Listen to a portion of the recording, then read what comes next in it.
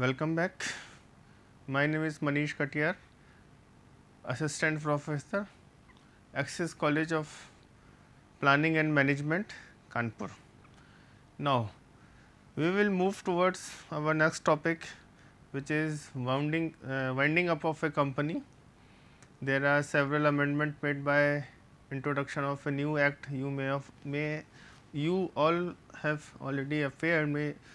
That act is Insolvency and Bankruptcy Code 2016, and now in this unit we will discuss about winding up of a company as well as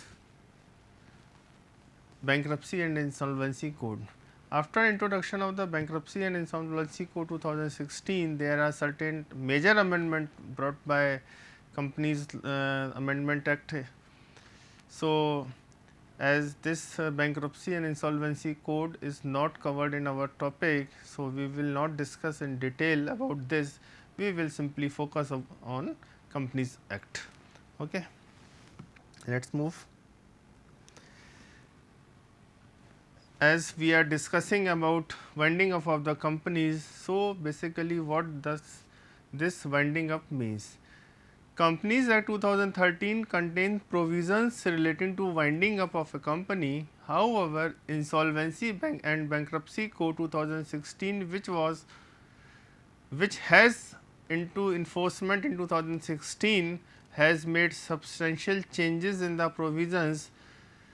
Provisions for application for winding up of for inability to pay debt has been omitted. Please ध्यान रखिएगा, जब से insolvency and bankruptcy को 2016 introduce हुआ है, तो हमारे पास एक ग्राउंड होता था कंपनी को वाइंड अप करने का. वो ग्राउंड अब यहाँ से निकल के इंसॉल्वेंसी और बैंक्रप्सी कोड में चला गया है, और वो ग्राउंड था इनएबिलिटी टू पे डेब्ट्स.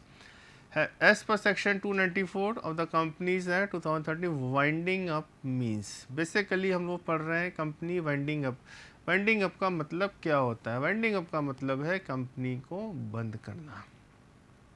ठीक, इतना आसान नहीं होता है,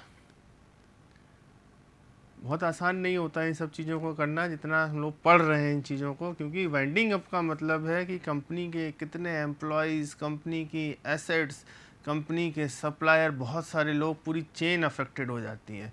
तो सबके सब इंटरेस्ट को देखा जाता है ध्यान में.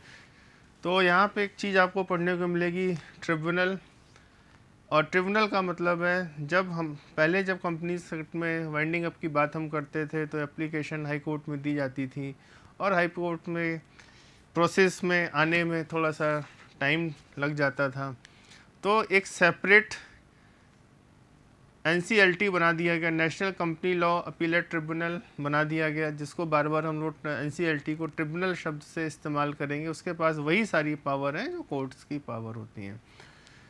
नेशनल कंपनी लॉ ट्रिब्यूनल सिर्फ कंपनीज मैटर को डिस्कस करता है, इसके अलावा कोई मैटर डिस्कस नहीं करेगा. इसलिए हम लोग यहाँ पे जो अर्लियर सेक्शंस होते थे, कोर्ट पढ़ते थे, उसकी जगह पे अब NCLT रिप्लेस हो चुका है. तो प्लीज़ आप लोग ध्यान रखिएगा. हो सकता है किसी ने कभी पढ़ा हो कंपनीज एक्ट पहले और कहे कि हमने तो साहब कोर्ट के बारे में पढ़ा था, हाई कोर्ट अब करता है. तो same power company national company law tribunal के पास आ गई है, तो हम लोग कोर्ट की जगह NCLT शब्द को मेंशन करेंगे, बेसिकली ट्रिब्यूनल को मेंशन करेंगे. तो वाइंडिंग अप का मतलब होता है कंपनी के बिजनेस को बंद करना. तो winding up means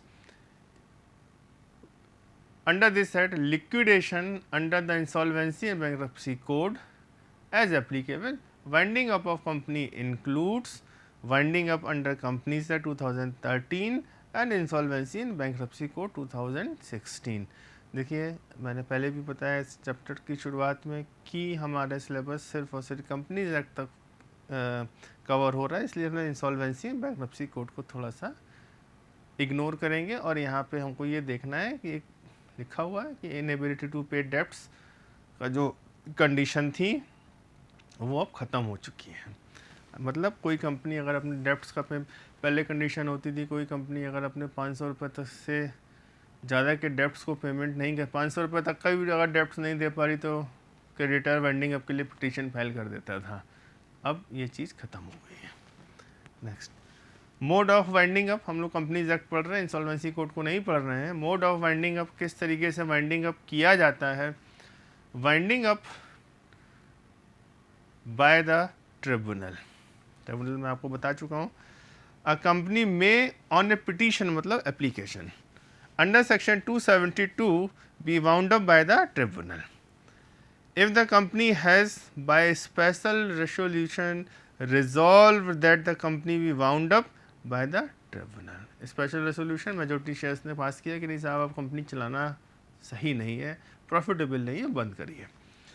if the company has acted against the interest of sovereignty and integrity of India, the security of state friendly relations with sovereign states, public order, decency और morality, tribunal इस conditions के ऊपर भी आपकी company, आप कुछ ऐसा काम कर रहे हैं जो सॉवरेन मतलब भारत की संप्रभुता के अगेंस्ट में है। Third, if on an application made by the registrar or any other person authorised by the central government, मतलब आरओसी एप्लीकेशन दे रहा है या कोई और पर्सन सेंट्रल गवर्नमेंट ने अपॉइंट किया है, उसकी एप्लीकेशन पे ट्रिब्यूनल क्लोजिंग के ऑर्डर दे सकता है। जैसे सत्यम के केस में हुआ था। सत्यम कंप्यूटर बड़ी नामी गिरामी सॉफ्टवेयर कंपनी थी, क्या हुआ था, केस स्टडी निकाल के थोड़ा सा स्टडी कर देंगे। If on an application made by the registrar or any other person authorised by the central government by notification under this act, the tribunal is of the opinion that the affairs of the company have been conducted in a fraudulent manner, यानी कि धोखाधड़ी के उद्देश्य से।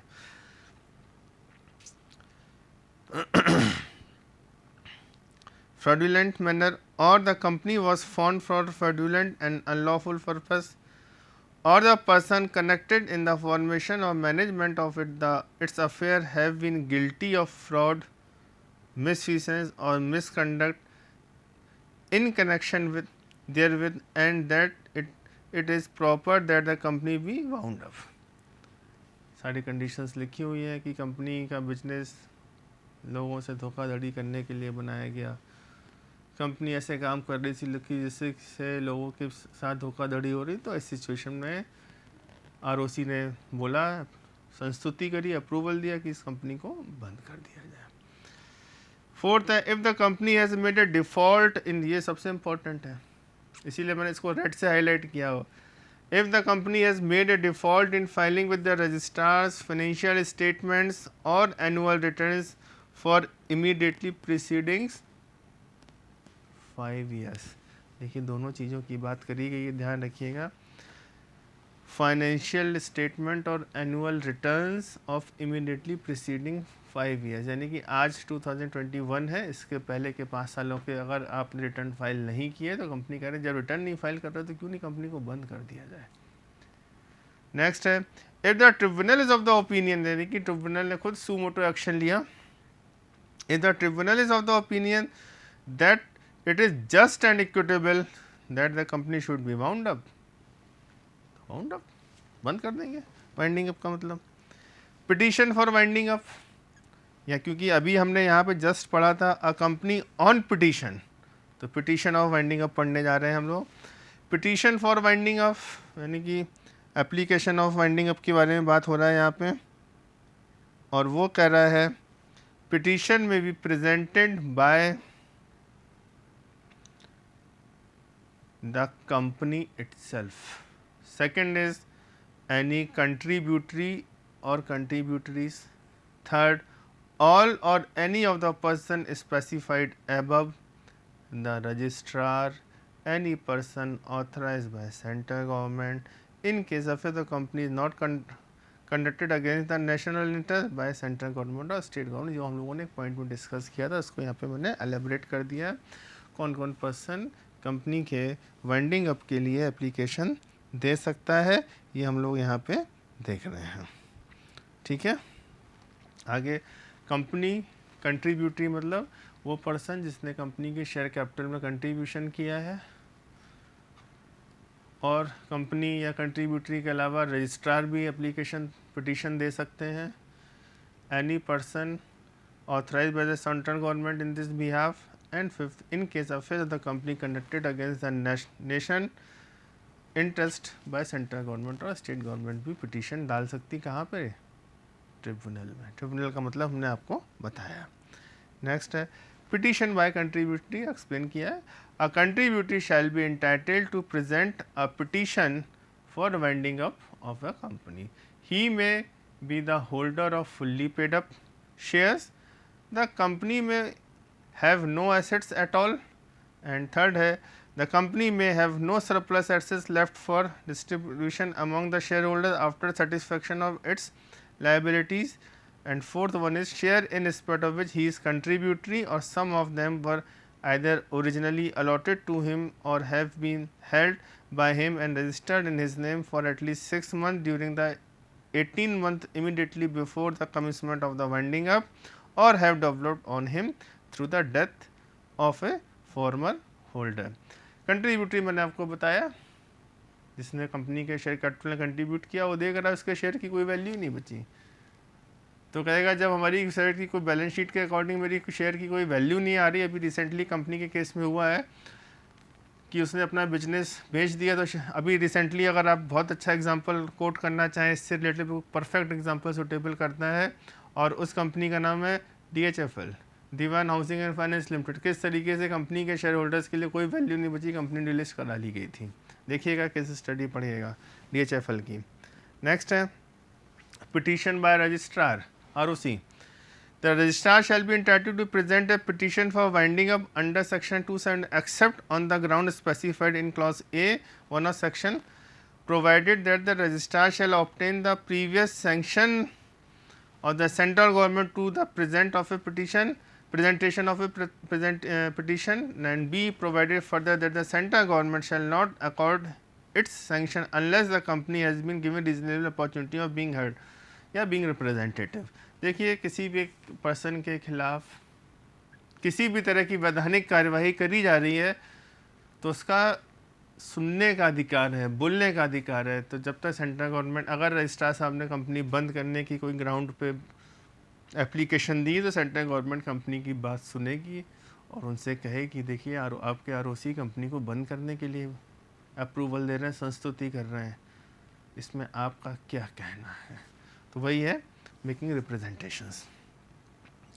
Petition presented by company, company खुद कह रही है, a petition presented by company for winding up before the tribunal shall be admitted only if accompanied by statement of affairs in such form and in such manner as may be prescribe. Company के हिसाब हमको बंद कर दीजिए, तो tribunal कहेगा भाई साहब अपनी बैलेंस शीट लाइए, अपनी एसेट्स और लायबिलिटीज़ दिखाइए, क्यों आप बंद करना चाहते हैं। मैंने आपको बताया था कंपनी बंद करने का डिसीजन इतना आसान नहीं होता है। क्यों नहीं आसान होता है? इतने सारे एम्प्लॉई, इतने सारे शेयर होल्डर्स, सप्लायर्स, लोगों को एम्प्लॉयमेंट मिला तो कंपनी बंद हो जाएगी, सब अनएम्प्लॉयड हो जाएंगे। तो रीजंस देखेगा tribunal. Copy of petition with the registrar. A copy of the petition made under the section shall also be filed with the ROC, and ROC shall without prejudice to any other provision submit his view to the tribunal within 16 days। अब क्या हुआ, company law के पास या tribunal के पास एक application company ने submit करी कि सर हमको बंद कर दीजिए, हमारी कंपनी को वाइंड अप कर दीजिए, नॉट बंद कर दीजिए, वाइंड अप कर दीजिए। तो ट्रिब्यूनल उसकी एक कॉपी रजिस्ट्रार को बोलेगा और पास भेजेगा और बोलेगा कि आपकी स्टेट की, आपकी जुडिक्शन की ये कंपनी है और इन्होंने बंद अपने का बिजनेस को वाइंड अप करने की एप्लीकेशन दी है, प्लीज़ इस पिटीशन को रिव्यू करिए और 60 डेज़ के अंदर अपना जो फाइंडिंग्स हैं वो मुझे दीजिए। ट्रिब्यूनल ये सारे काम करेगा। Power of tribunals. अब हम लोगों ने पढ़ लिया मोड ऑफ वाइंडिंग अप, कौन कौन वाइंडिंग अप के लिए अप्लाई कर सकता है वो हम लोगों ने देखा। ROC करेगी, सेंट्रल गवर्नमेंट करेगी, कंट्रीब्यूटरी यानी कि शेयर होल्डर्स ने एप्लीकेशन दी है। बाकी एक जो क्लॉज था हमारा क्रेडिटर्स वाला, वो तो इंसॉल्वेंसी बैंकरप्सी कोड में मर्ज हो गया तो पढ़ना नहीं है। अब जो ट्रिब्यूनल के बारे में बात हो रही कि ट्रिब्यूनल के पास किस तरह के पावर है, इसको हम लोग पढ़ते हैं। ठीक, कहते हैं order pass by tribunal. The tribunal may on receipt of a petition for winding up order under section 272 pass any of the following orders, namely dismiss it with or without cost, makes any interim order as it thinks fit, appoint a provisional liquidator of the company till the making of a winding up order, make an order for the winding up of the company with or without cost, or dismiss the order with or without cost, and any other order as it may think fit. Orders by tribunal: make an interim order or as it think fits, make an order for the winding up of the company with or without cost, कहना कि ठीक है आप company को wind up करिए. Appoint a provisional liquidator the company till the making of a winding up order, any other order at its think fit. देखिए यहाँ पे जो अपॉइंटमेंट ऑफ प्रोविजनल लिक्विडेटर का मतलब होता है जब स्टेटमेंट ऑफ अफेयर कंपनी का मांगा गया तो ट्रिब्यूनल ने एक अपॉइंट कर दिया क्या, लिक्विडेटर. और लिक्विडेटर का क्या काम है, लिक्विडेटर का काम है कि कंपनी की एसेट्स को सेल करके फंड को रियलाइज़ करना और जो भी अमाउंट रिकवर हुआ किस किस को कैसे डिस्ट्रीब्यूट करना, ये काम करना होता है. ये कोर्ट के केस में भी लिक्विडेटर अपॉइंट होता था, यहाँ पे भी लिक्विडेटर अपॉइंट, जब court interfere high court appoint करता था लिक्विडेटर, अब यहाँ पे ट्रिब्यूनल अपॉइंट कर रहा है, जो पुराने सेक्शंस की मैं बात कर रहा हूँ. एंड पार्ट 2 जो इसका आता है वॉलेंट्री वाइंडिंग अप, सेक्शन 304 से 323 ओमिटेड हो गए, मतलब ये सारे सेक्शन उठ के अब बैंक्रप्सी एंड इंसॉल्वेंसी को 2016 में मर्ज हो गए, इसलिए इस स्लाइड को मैंने पूरा सेक्शन के संग में ओमिटेड मतलब ब्लैंक रखा हुआ है. आगे बढ़ते हैं. अब लिक्विडेटर अपॉइंट हो गया, ट्रिब्यूनल ने लिक्विडेटर अपॉइंट किया. अब लिक्विडेटर ने एसेट्स को सेल करके लायबिलिटीज़ को पेमेंट करने का काम शुरू किया. उसके ऊपर बात आ रही है, कर रहे हैं ओवर राइडिंग प्रेफरेंशियल पेमेंट, और ध्यान रखिएगा इससे रिलेटेड प्रैक्टिकल क्वेश्चंस एग्जाम में आ सकते हैं. Debts to be paid in priority, कह रहे हैं जो भी सिक्योर्ड डेब्ट्स हैं, सपोज बिल्डिंग को सिक्योर करके कंपनी से ने बैंक से लोन लिया हुआ है, तो बिल्डिंग को बेचने से जो अमाउंट रियलाइज हुआ वो सिक्योर्ड डेब्ट को दे दिया जाएगा, वो बात हो रही है. In the winding up of A company under this act the following debt shall be paid in priority to all other debts, workmen's due, and where a secured creditor has realized a secured assets, so much of the debts due to such secured creditor as could not be realized by him, or the amount of the workman portion in his security, whichever is less, pari passu with the workman dues. पहले उनको भी ध्यान में रखना, pari passu Latin word है. Proviso mentioning the debt shall be paid in full. The debt payable under the provision shall be paid in full before any payment is made to secured creditors, and thereafter debts payable under that subsection shall be paid in full unless the asset, कह रहा है कि डेप्ट जो secured portion है उसको payment कर दीजिए, फिर जो बच रहा है फिर उसको आगे पेमेंट करना है. Unless the assets are insufficient to meet them, in which case they shall abate in equal proportion. देखिए जब बैलेंस शीट की एसेट्स और लाइबिलिटी साइड बराबर है, दैट मीन्स हमने एसेट्स का वैल्यूएशन लाइबिलिटीज़ के अकॉर्डिंग ही तो किया हुआ है, तभी तो बराबर आ रहा है. और कई बार ऐसा होता है कि आप देखते होंगे कि आपको ये भी बताया गया कि लैंड एंड बिल्डिंग के ऊपर डेप्रिसिएशन चार्ज करना, बट लैंड के ऊपर डेप्रिसिएशन चार्ज नहीं करना है. तो कई बार ऐसा होता है कि एसेट्स को सेल करने से अच्छा खासा अमाउंट रियलाइज़ हो जाता है, लेकिन बैलेंस शीट हमको कुछ अलग पिक्चर शो कर रही होती है. क्यों? क्योंकि हम लोग एसेट्स को रिकॉर्ड करते हैं हिस्टोरिकल प्राइस पे, मार्केट प्राइस पे नहीं करते हैं.